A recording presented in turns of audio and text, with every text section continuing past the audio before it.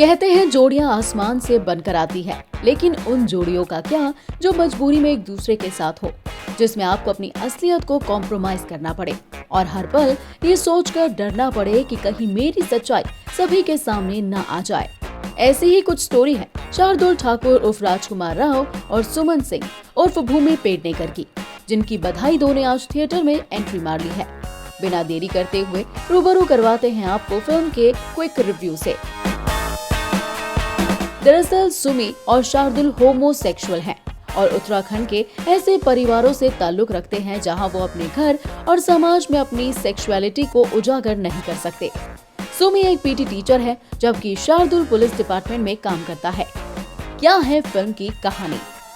बधाई दो की कहानी शार्दुल ठाकुर और सुमन सिंह के स्ट्रगल के बारे में है।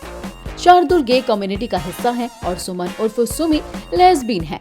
दोनों अपने अपने स्ट्रगल्स के साथ अपनी जिंदगी को दुनिया की नजरों से छिपाकर जी रहे हैं। शार्दुल और सुमी की जिंदगी जब शादी के बाद एक हो जाती है तो दोनों सोचते हैं कि अब वो अपने असली पार्टनर्स के साथ चैन से जी पाएंगे, लेकिन आगे जो होता है उसके बारे में दोनों ने सोचा भी नहीं होता। दरअसल जिस अरेंजमेंट के लिए शार्दुल सुमी को तैयार करता है, वही पूरा मामला उनके लिए अभिमन्यु के चक्रव्यूह की तरह साबित होता है। शादी के चक्रव्यूह को तो वो पार कर लेते हैं, लेकिन उसके बाद बच्चा पैदा करने के प्रेशर में फंस जाते हैं। अपनी डुअल पर्सनैलिटी को समाज और परिवार से छिपाए रखने की मशक्कत में हालात हंसाते भी हैं और इमोशनल भी कर जाते हैं। मगर क्या कहानी के मेन किरदार आखिर में अपनी सच्चाई को सिर उठाकर समाज के सामने एक्सेप्ट कर भी पाएंगे या नहीं, ये जानने के लिए तो आपको देखनी पड़ेगी पूरी फिल्म।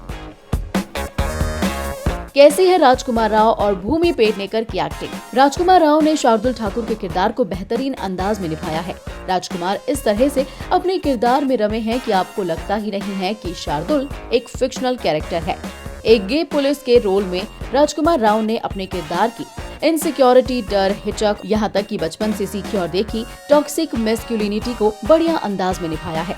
वहीं भूमि पेडनेकर सुमी के रोल में इमोशनल, सेंसिटिव और बहादुर है। चुम डरांग ने फिल्म में भूमि पेडनेकर की पार्टनर झिलमिल का किरदार निभाया है।